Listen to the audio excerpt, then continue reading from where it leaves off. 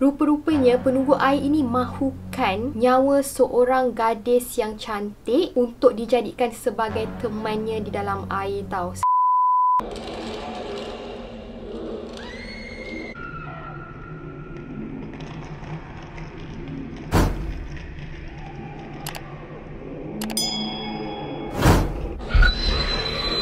Hai, Assalamualaikum.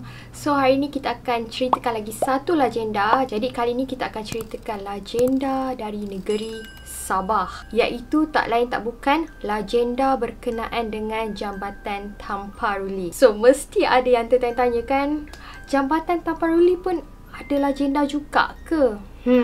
Ada. Jadi sama ada ianya benar ataupun tidak, Allahualam, hanya Allah saja yang tahu. Yang penting tujuan video ini dilakukan adalah untuk menyampaikan kisah di sebalik pembinaan Jambatan Tamparuli yang boleh dikira sebagai tragik dan juga sadis. Okey, jadi kalau macam sebelum-sebelum ni, jika kita tengok macam Jambatan Tamparuli tu hanyalah sebuah jambatan je kan. So, lepas ni bagi sesiapa sahaja yang naik jambatan tu ke, yang nak pergi ataupun melawat jambatan tu ke, ataupun merancang untuk pergi ke Sabah dan pergi ke Pekan Tamparuli, bolehlah lepas ni korang rasa lagi macam feel dan lagi mendalami sepanjang korang merentasi jambatan ni sambil mengingati kisah legenda di sebalik pembinaan Jambatan Tamparuli ni.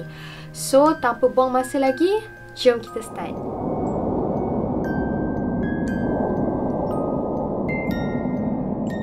Okey, jadi pembinaan Jambatan Tamparuli yang pertama dikatakan telah pun dibina oleh orang Cina tau. Jadi pembinaan asal Jambatan Tamparuli ni adalah diperbuat daripada kayu dan juga tali, di mana jambatan ini dibina dalam keadaan tergantung merentasi Sungai Tamparuli tau. Tetapi sayangnya jambatan lama itu telah pun musnah selepas ianya telah pun dilanda banjir yang besar sekitar dalam tahun 1930-an macam tu. Jadi sebagai gantinya, sebuah jambatan baru sepanjang lebih kurang 200 meter telah pun dibina di tempat yang sama, di mana jambatan yang baru ini telah pun diilhamkan oleh pihak British pada tahun 1933, di mana ternyata jambatan yang baru ini lebih kukuh berbanding dengan jambatan yang sebelumnya. Hal ini terjadi kerana pembinaan jambatan baru ini telah menggunakan bahan-bahan yang lebih solid tau, iaitu dengan menggunakan gabungan simen dan juga besi. Okey, sekarang pula kita cerita tentang legenda di sebalik pembinaan Jambatan Tamparuli ni.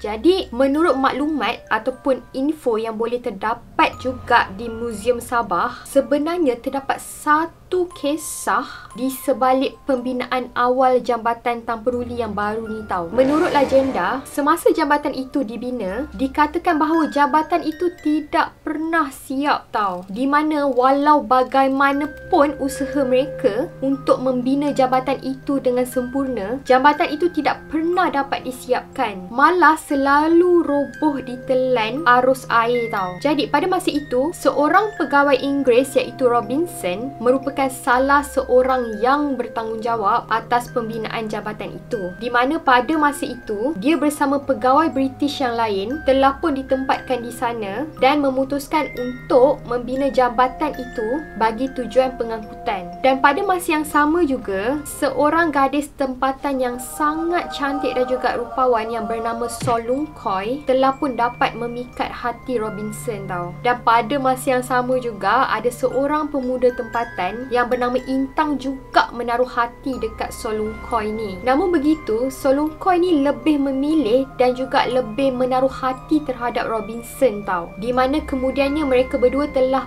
pun bercinta dan menjadi pasangan kekasih. Dan disebabkan inilah kecewa kerana cintanya telah pun ditolak dan hanya bertepuk sebelah tangan sahaja, Intang berasa sangat marah dan ingin membalas dendam tau. Dan macam yang kita tahu, pada masa itu kan Jambatan Tamparuli ni kan selalu sangat mengalami kerosakan pada setiap kali berlaku banjir besar. Jadi disebabkan hal inilah Robinson berasa sangat stres dan berasa sangat runsing kerana tanpa jambatan ini, ianya akan menyukarkan pihak British dan juga penduduk tempatan untuk berhubung dengan tempat lain tau. Dan disebabkan itulah suatu hari Robinson telah pun meminta bantuan daripada Intang untuk mencari punca dan cara terbaik untuk menyelesaikan masalah pembinaan jabatan tanpa ruli ni. Oleh sebab itulah dengan keyakinan bahawa penyebab masalah jambatan itu selalu rosak adalah kerana Tombu Wakar. Jadi Tombu Wakar itu adalah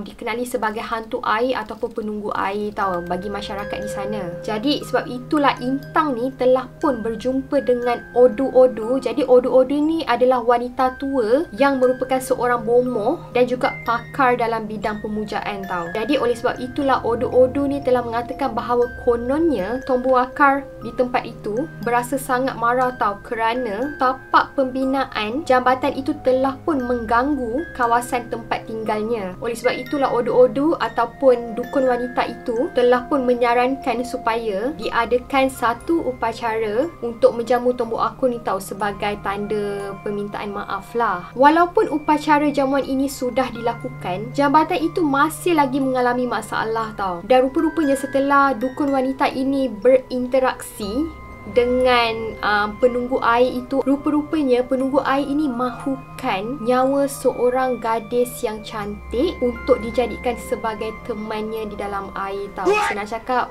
dia macam suruh korbankan salah seorang gadis yang cantik di tempat itulah. Jadi pada masa itu memang tak ada langsung gadis lain yang boleh mengalahkan kecantikan Solungkoi ni. Dan akibat kerana cemburu dan juga dendam, hal ini telah menyebabkan Intang ni mengambil kesempatan untuk membalas dendam tau. Lalu dia telah menghasut Robinson untuk mengorbankan nyawa Solungkoi. Jadi pada masa tu Robinson ni berasa sangat dalam dilema dan juga bingung tau. Dia rasa tertekan lah memikirkan antara kerjaya ataupun kekasih hati dia kan. Jadi akhirnya Robinson ni pun terpaksalah bersetuju untuk mengorbankan nyawa kekasih hati dia tu, iaitu Solungkoi.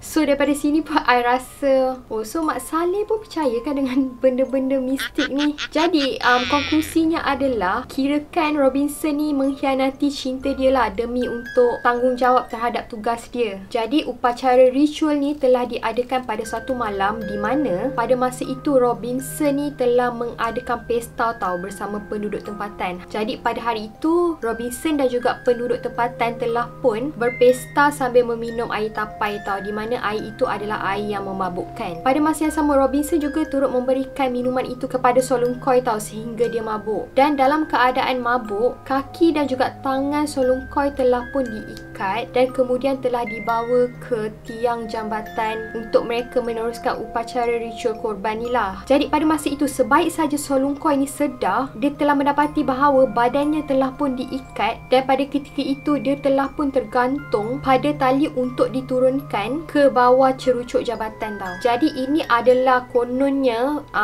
part of syarat penunggu air itulah, di mana penunggu air itu mahukan mangsanya ditanam dalam keadaan hidup-hidup di bawah jambatan tersebut. Jadi pada ketika itulah Solungkoi ni berasa sangat ketakutan dan mula menangis sambil merayu-rayu untuk dilepaskan tau. Tetapi malangnya tak ada sesiapa pun yang hiraukan tangisan Solungkoi. Hal ini kerana semuanya dah dalam keadaan mabuk kan. Jadi pada masa itu selepas Solungkoi ni tahu yang dia tak ada harapan dan dia pasrah, jadi pada masa itu dia sempat membuat permintaan yang terakhir sambil bersumpah, di mana dia telah mengatakan bahawa jambatan tanpa ruli ini tidak akan kukuh selagi nyawa dan darah Robinson tidak bersama dalam jambatan ini. Jadi selepas ritual itu dilakukan dan macam kita tahu memang Solungkoi ni telah pun matilah. Dan apabila Robinson tersedar je dengan apa yang telah dia lakukan, dia terus berasa amat menyesal tau dengan tindakan yang telah dia lakukan. Jadi selepas itu bagi mengenang akan kekasih dia tu, Robinson ni telah mengukir nama Solungkoi di atas keping plate besi dan telah melekatkannya di cerucuk jambatan di mana Solungkoi tu ditanam. Dan selepas itu dikatakan bahawa Robinson ni telah membunuh diri dengan membiarkan dirinya dihanyutkan di dalam sungai tersebut. Okey, jadi sampai itu sahajalah legenda tentang kisah di sebalik pembinaan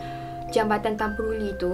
Jadi ada sesetengah orang mengatakan bahawa cerita itu adalah mitos sahaja, tetapi ada juga sesetengah orang mempercayai bahawa cerita itu adalah kisah nyata.